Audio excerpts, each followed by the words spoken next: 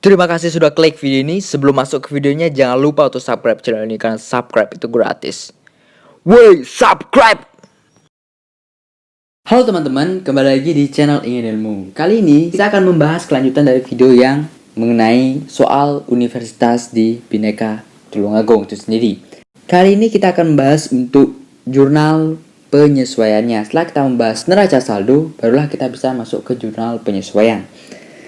Nah, untuk jurnal penyesuaiannya mungkin seperti ini ya tampilannya. Yang pertama pasti ada kopnya, habis itu ada isi halamannya. Ini halaman pertama, teman-teman. Seperti pembuatan jurnal umum biasa formatnya, tapi cuma diganti dengan keterangan di kop yang di tengah itu adalah jurnal penyesuaian, teman-teman. Terus untuk transaksi yang pertama, teman-teman, saya rasa ini tidak ada masalah ya. Karena di sini perusahaan menerima pendapatan bunga dan ada juga biaya administrasi bank itu sendiri ya. Habis itu untuk yang 31 ya, yang kedua, di sini ada beban sewa toko sebesar 100.000. Jadi biaya sewa toko pada sewa dibayar di muka, teman-teman. Nah, teman-teman, kenapa pakai akunnya sewa dibayar di muka? Karena sebelumnya akun sewa dibayar di muka ini memiliki saldo, teman-teman. Jadi itu yang kita pakaikan sebagai kredit, bukan kasnya. Terus untuk yang 31 yang ketiga, teman-teman, persediaan akhir perlengkapan sebesar 2.700.000. Artinya bahwa seperti ini, teman-teman. Ketika dicek nih ternyata sisa perlengkapan lagi 2.700.000. Jadi berapa total perlengkapan yang kita peroleh di neraca saldo itu? Kita kurangi dengan 2.700.000, dapatlah nilainya sebesar 900.000. Sehingga biaya perlengkapan pada perlengkapan kita pakainya.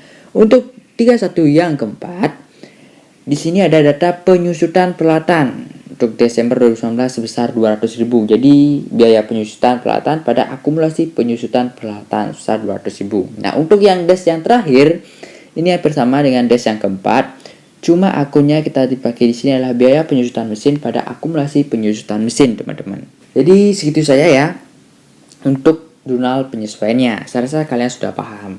Selanjutnya, setelah di jurnal penyesuaian, baru kita bisa masuk yang namanya membuat neraca lajur, teman-teman. Formatnya kurang lebih seperti ini ya tampilannya. Saya sudah tampilkan. Ada kopnya sudah pasti. Ada nomor akun, nama akun, neraca saldo, AJP, ya, ajak jurnal penyesuaian, NSP, neraca saldo setelah disesuaikan, laba rugi, dan neraca, teman-teman. Jadi, inputnya itu, yang pertama neraca saldo. Neraca saldo yang dipakai ini adalah neraca saldo yang 31 Desember ya, 2019. Jadi, neraca saldo yang terbaru, teman-teman. Itu yang kita pakai. Habis itu, AJP-nya. AJP yang tadi itu kita input ke sini ya, untuk nominalnya ya, akun-akunnya tersebut berapa. Oh ya, sebelum kelewatan, teman-teman, untuk AJP yang tadi, jurnal penyesuaian tadi itu kenapa sudah ada nomor akunnya? Itu berarti akun-akun yang ada di jurnal penyesuaian tersebut sudah saya input ke dalam buku besar, teman-teman. Itu ya. Lanjut lagi untuk AJP yang di sini, ingat akun-akunnya itu untuk nominalnya itu kita ambil dari jurnal penyesuaian itu sendiri untuk yang AJP, ayat jurnal penyesuaian tersebut. Nah, akun-akun di neraca saldo ini harus kita urut ya dari pertama sampai terakhir. Nah, habis itu di NSD-nya, neraca saldo setelah disesuaikan, kita harus mengetahui akun-akunnya ya, posisi akunnya, posisi normal akunnya ada di mana. Misalnya harta, posisi normalnya ada di mana, seperti itu. Misalnya ketika debit ketemu debit harta, jadi dia akan bertambah. Seperti contohnya kas, seperti itu, teman-teman. Dan yang ke bawahnya, ingat ya, kita harus memperhatikan saldo normalnya dan akun kontra juga. Biar tidak kelupaan, akun kontra itu adalah akun yang berlawanan dengan saldo normalnya. Contohnya adalah akumulasi penjutaan peralatan, seperti itu. Itu kan termasuk golongan harta, tapi ketika dia di posisi kredit itu maksudnya dia bertambah. Contohnya seperti di akumulasi penyusutan yang ini, kredit ketemu kredit, dia akan bertambah di neraca saldo yang disesuaikan. Selanjutnya untuk di laba rugi itu kita ambil dari nomor 4 sampai ke bawah. 4, 5 itu itu kita masukkan akunnya, sisanya kita tidak mempergunakan. Jadi pendapatan dan beban aja ya teman-teman. Ingat, isikan totalnya berapa. Misalkan di kredit dia lebih besar, jadi itu sebagai laba teman-teman. Jadi taruh di sisi debitnya. Nanti di bagian paling bawah nanti kita akan menyamakan sesuai dengan nominal yang ada, sesuai nominal yang terbesar gitu. Nah, di neraca kita ambilnya dari akun 1 sampai akun 3 teman-teman. Nah, ketika ada perbedaan, ya perbedaannya di mana? Misalnya ketika yang kecil itu di kredit, berarti itu kan kita masuk laba ya teman-teman. Jadi masuk ke kredit yang di sana. Jadi itu tergolong laba. Jadi kita akan sama seperti yang tadi di laba rugi, kita akan menyesuaikan jumlah yang terbesar itu yang ada kita taruh di bawah seperti itu. Saya rasa untuk neraca lajurnya nggak ada masalah. Selanjutnya untuk pembuatan laporan laba rugi, seperti ini formatnya teman-teman. Saya pakainya pisah-pisah ya, pendapatan operasionalnya, ada biaya operasional, pendapatan non operasional, biaya non operasional. Habis itu ada yang di bawahnya itu adalah laba bersih sebelum pajak, tarif pajaknya, laba bersih periode berjalan. Ya, kalian bisa lihat seperti ini contohnya.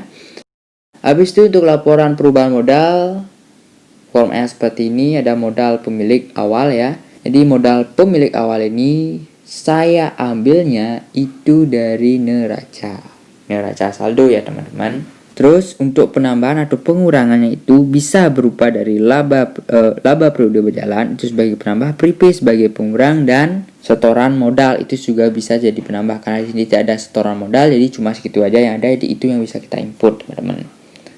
Nah, mungkin kalian bisa lihat itu hanya segitu aja formatnya. Habis itu kita lanjut ke neraca teman-teman. Untuk di neraca ini kan dari aktiva dan kewajiban plus modal, itu aja yang kita input di sini. Jadi sama ya, nominal untuk harta itu sama, kewajiban juga sama. Nah, untuk di modal, nominalnya mana yang kita ambil? Nominal dari laporan perubahan modal. Jadi modal akhir ya kita yang pakai di sini untuk di neraca. Untuk neraca mungkin tidak ada masalah. Nah, di sini saya hanya membuat 3 laporan aja ya teman-teman, laporan laba rugi, perubahan modal, dan neraca. Karena itu yang hanya diminta di soalnya. Nah, katanya seperti itu sih, ya saya tanya sama pemberi soal seperti itu. Selanjutnya, yang terakhir nih teman-teman, ada namanya jurnal penutup. Jadi formatnya seperti ini teman-teman. Untuk jurnal penutupnya sama ada kop dan ada halaman. Nah, apa saja yang ditutup? Yang pertama ditutup adalah penutupin pendapatan semua teman-teman. Akun yang ada di kredit kita tutup dulu. Khusus dari akun 4 ya ke bawah. Yang ada di posisi kredit kita tutup dulu. Yang ada di posisi debit, yang dari akun 4 ke bawah ya itu kan biaya. Jadi kita menutup biaya dengan ikhtisar laba rugi itu di debit, dan di kreditnya adalah biaya gaji gitu teman-teman. Habis itu kita menutup yang namanya laba teman-teman. Jadi laba ini kita bisa peroleh bisa kita ambil dari neraca lajur ya teman-teman. Untuk datanya ini kita bisa ambil kok semua dari neraca lajur ya. Nah, untuk di yang terakhir kita akan menutup private teman-teman. Ini juga datanya bisa diambil dari neraca lajur. Selanjutnya teman-teman, setelah kita selesai membuat ini, ingat kita harus input ke dalam buku besar. Setelah kita input ke dalam buku besar, barulah kita akan bisa membuat yang namanya neraca saldo setelah penutupan dengan format seperti ini, dari akun nomor 1 sampai nomor 3 itu saja yang kita pergunakan teman-teman. Nah, saldonya ini kita peroleh dari buku besarnya setelah kita input. Jadi buku besar yang dengan nominal yang terakhir ya teman-teman itu. Jadi buku besarnya saya tidak akan memperlihatkan, kalian sudah ikuti saja penyup-penyup dari saya untuk bisa mengerjakan dan mendapatkan hasil yang sama seperti saya ini. Mungkin segitu saja sih video yang bisa saya share untuk kalian mengenai soal dari Universitas Bhinneka. Mudah-mudahan kalian paham dan mengerti apa yang saya katakan. Jika ada pertanyaan ataupun request atau apapun itu, kalian bisa DM ataupun bisa komen di bawah daripada video ini. Thanks for watching ya teman-teman, and see you in the next video. Goodbye.